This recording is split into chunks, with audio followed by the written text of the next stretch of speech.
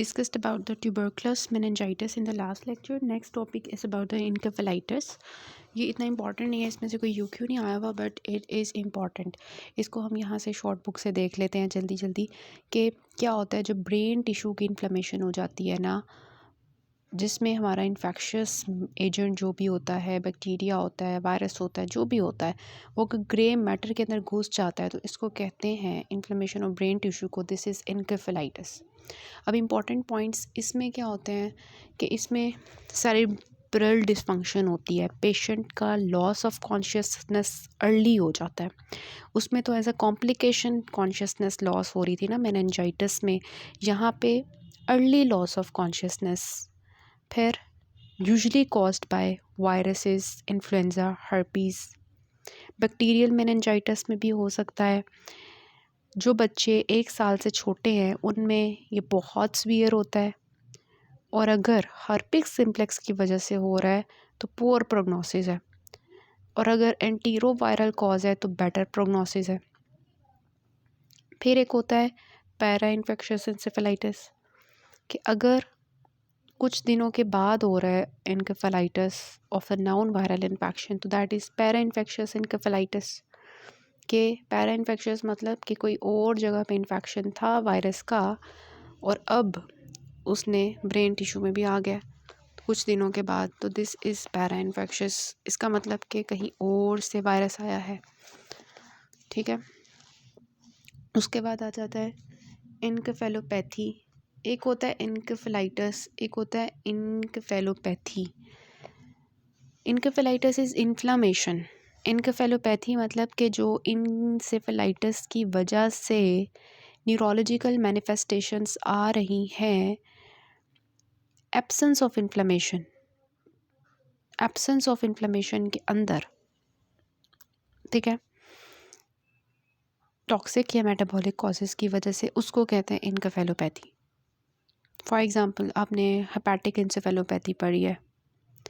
फिर इसी तरह रीनल एन्सेफेलोपैथी होती है कि टॉक्सिक मेटाबोलाइट्स जमा हो गए हैं बॉडी में, या मेटाबॉलिक कॉजेज़ की वजह से न्यूरोलॉजिकल मैनिफेस्टेशंस आना in the absence of inflammation. This is encephalopathy. Pathophysiology, कैसे एन्केफेलाइटिस हो गया, ठीक है, कैसे इन्फ्लेमेशन हो गई ब्रेन टिश्यू की.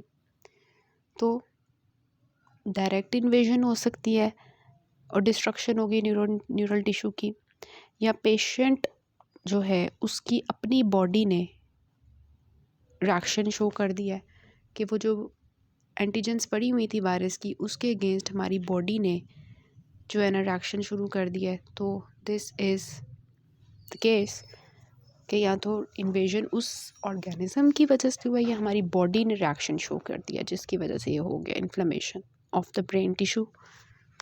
Clinical findings. अब कैसे हम डिफ्रेंशिएट करेंगे कि किसी बच्चे को मेनिंजाइटिस है या एन्केफेलाइटिस है. तो पहले हमने बात की early loss of consciousness, high fever, headache, disturbed consciousness, mild drowsiness to deep coma, irritability, confusion, behavioural changes. कौन सी चीज़ें एक्स्ट्रा हैं, बिहेवियरल चेंजेस आना शुरू हो जाएंगी. कन्वर्जेंस, फोकल न्यूरोलॉजिकल साइंस पहले हमने देखे हैं, नहीं यहाँ पे आएंगे. cranial nerve palsy, squint, facial palsy, speech issues, is aphasia, cerebellar issues, ataxia, spastic paralysis, hemiplegia, tetraplegia. meningeal involvement may produce meningeal irritation signs. तो एक्स्ट्रा जो चीज़ें हैं वो देखें, behavioural changes, focal neurological science. ठीक है. फिर डायग्नोसिस हम कैसे करेंगे. क्लिनिकली पेशेंट जो है वो उसको देख के हम बता देंगे कि इसके दिमाग को जो है ना अटैक हुआ है कोई. तो हिस्ट्री ऑफ स्पेसिफिक इलनेस हो सकती है viral, like measles, polio, chicken pox, exposure to mosquitoes, ticks, animals, recent injections, vaccinations, very much important. Pertussis की जो DPT वैक्सीनेशन होती है उसके बाद हो जाता है. एक्सपोजर टू हैवी मेटल और पेस्टिसाइड्स, लंबर पंक्चर. ठीक है. ये सारी हिस्ट्री हमने ले लेनी है. Vaccination history, recent infection history, recent injections history, exposure to pesticides and heavy metals. History लेने के बाद हमने किया lumbar puncture, antibody titer, viral isolation from blood, CSF, faeces, throat swabs. फिर देखने के लिए कहाँ हुआ है, लोकलाइज करने के लिए CT MRI। फिर कंफर्मेशन ऑफ डायग्नोसिस के लिए ब्रेन बायोप्सी। फिर EEG which shows large amplitude slow waves, blood counts, CBC करवा लें। ठीक है। What are the complications? Complication सैकराइड्स याद है मेनिंजाइटिस की, यहाँ पे we have the help birds. क्या हो सकता है वैसे? वही चीज़ें हैं ना, इनकेफेलाइटिस, ब्रेन की इन्वॉल्वमेंट हो गई है तो hemiplegia, hydrocephalus, epilepsy, learning issues, pneumonia. It is due to कि ब्रेन नहीं काम कर रहा, रेस्पिरेटरी मसल्स काम नहीं करेंगे, तो एस्पिरेशन की वजह से निमोनिया होगा। फिर बंदा पड़ा रहेगा हॉस्पिटल में, बेड सोर्स, अगर हम सही तरह ख्याल नहीं रख रहे उनका, UTIs due to catheterisation, deafness, squint. Extra क्या लग रहा है आपको इसमें? कॉम्प्लिकेशंस वगैरह वही हैं जो हमने उसमें देखी थी, लेकिन इसमें एक्स्ट्रा आपको लर्निंग इश्यूज लग रहा है। ठीक है, हेमीप्लेजिया लग रहा है। मैनेजमेंट कैसे करेंगे? देखें, ये वाले जो लोग होंगे एंकेफेलाइटिस के, ये हॉस्पिटल में बेड पे पड़े रहेंगे, तो इनकी अच्छी सी नर्सिंग केयर होनी चाहिए। Bowel bladder care, change of posture, eye care, hygiene, फिर माउथ केयर, ये सारा कुछ आ जाता है। फिर फीडिंग, एनजी ट्यूब डाल दें, फीडिंग का ख्याल रखना चाहिए ना इनका। एंटीपायरेटिक्स फॉर फीवर, एंटीबायोटिक्स अगर बैक्टीरिया हैं, वैसे तो वायरस होता है encephalitis mostly. Anticonvulsants if there is the seizure, then diazepam, phenobarbital।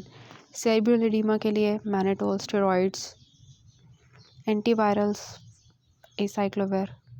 ठीक है, तो बैक्टीरिया को मार दो, वायरसेस को मार दो। एसाइक्लोवेर क्यों? इसलिए क्योंकि हर्पिस सिम्प्लेक्स के लिए ना।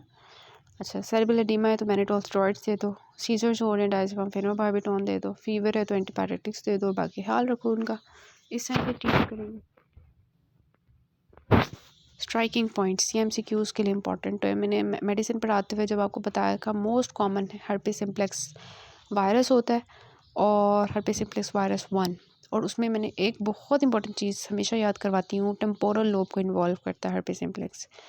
तो फीचर्स ऑफ प्रॉब्लम्स जो है वो टेम्पोरल लोब में आ रहे होंगे, और फ्रंटोटेम्पोरल लोब इन्वॉल्वमेंट होती है, और जेंथोक्रोमिया मिलता है CSF में। जेंथोक्रोमिया और किस में मिलता है, याद है आपको कोई और चीज़? Subarachnoid haemorrhage, if you remember from medicine. ठीक है। HSV2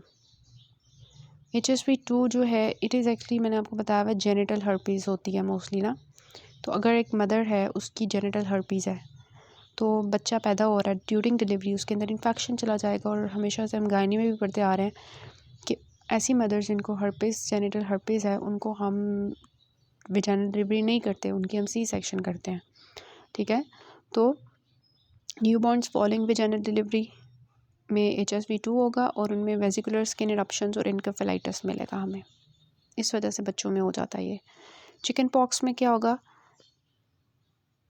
कि जब रैश होती है चिकन पॉक्स की, तो उसके तकरीबन 4 से 6 दिन के बाद इनकेफेलाइटिस होता है, और ये सारी बेलम को इन्वॉल्व करता है, एटेक्सिया करवाता है। तो हर्पिस किसको इन्वॉल्व कर रहा है? टेम्पोरल लोब को। चिकन पॉक्स किसको इन्वॉल्व कर रहा है? सेरिबेलम को।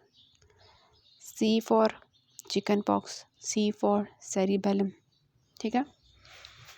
उसके बाद मीज़ल्स जो है, ये रैश के 2 दिन के से 2 days to 2 weeks के बाद होता है, और इसमें आपकी स्पाइनल कॉर्ड इन्वॉल्व होती है। मीज़ल्स में 2 ऐसा आ रहे हैं, तो spinal cord involvement with paraplegia, neurological bladder.